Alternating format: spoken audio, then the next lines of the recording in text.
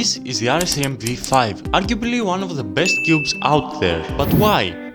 Well, in order to find out, we need to divide this review in 5 categories, with the first one being the price. Overall very decent for a cube of this level. The best version of this cube, which is the ball core UV, comes at an astonishing price of 25 euros or 25 US dollars. A lot of cubes these days that, the best cubes in the world,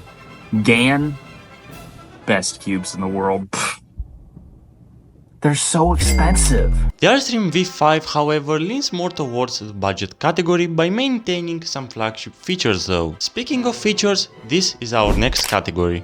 The texture of the cube is UV coating, providing better grip while also making the cube shinier. The cube has also a ball core, which means it has corner magnets attached to the core, which improve the overall stability of the cube. There is a dual adjustment system, but Moyo, come on, why do you still need the screwdriver to fully customize the cube? Anyway, the cube uses maglev instead of springs, but this creates a problem, which we'll discuss later in the video. What about other characteristics? Well, the cube weighs 75 grams. The size is 55.5 mm. The sound makes the cube sound a bit cheap. Magnet strength though is great. Alright, now let Opulent Vision tell you about the performance. Listen, the out-of-the-box performance that you get with this cube, it's unmatched in today's market. And that is because out of the box, it comes at very, very well-done tensions, turning, corner cutting, everything you'd expect out of a cube of this quality. Corner cuts 45 degrees, no problem. And the turning, absolutely phenomenal. Moving on to the value, there is a phrase that describes this cube perfectly. And that's obviously value for money. Because that's what this cube aims for, to give similar results to flagships at a lower cost. A lot of the newer cubes like the GAN 14 Pro, other releases kind of along that line, you have to spend hours and hours setting up the cube, making sure the tensions are right, and then you gotta lube it on top. The RS3M V5 is not perfect, but out of the box, it may be one of the best performing cubes you can buy. I think price per performance, you're getting an absolute steal of value. So if you're looking for cheaper alternatives to gun cubes, then this cube is the perfect choice for you. Apart from saving money from the cube, you'll also save some cash because of not buying lubes. And doesn't require lubricant to feel like a speed cube. Now I got this cube when it first came out, so I've had it for quite a while, and this thing quickly became my main. But there is one big drawback to the cube. Rafa's gonna tell you more about that. Of course I will, but before I do that, let's see how the cube performs in solves.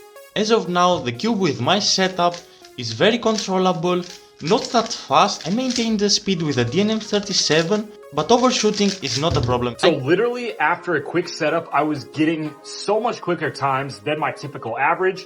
I average around 25, 26 seconds, but as you can see here, I was getting like 22, 23 second solves. And after a quick tensioning and lubrication, this cube quickly became my main. And I think part of the contributing factor to it was the absolute stability of the cube. This cube was really, really easy to turn and was extremely stable, which is really hard to find with my rough turning style.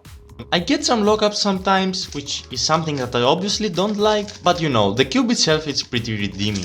If you are worried about the corner twists, well, they rarely happen. I had a lot of issues with the GAN 13 and 14, just having tons and tons of cube explosions due to kind of the instability that cube has. But this cube, I think it's something about the deeper torpedoes on it, but it blew my expectations out of the water. I'll describe my cube controllable and blocky at the same time. Not as blocky as older versions of the RS3M, but it still has some blockiness, if this makes any sense. We both perform great on this cube, but this issue. So my problem with this cube out of the box is that it uses maglev.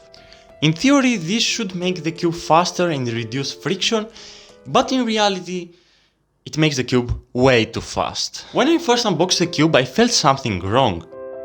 And my first solves were terrible. For context, I was performing better on the original RS3M than this one.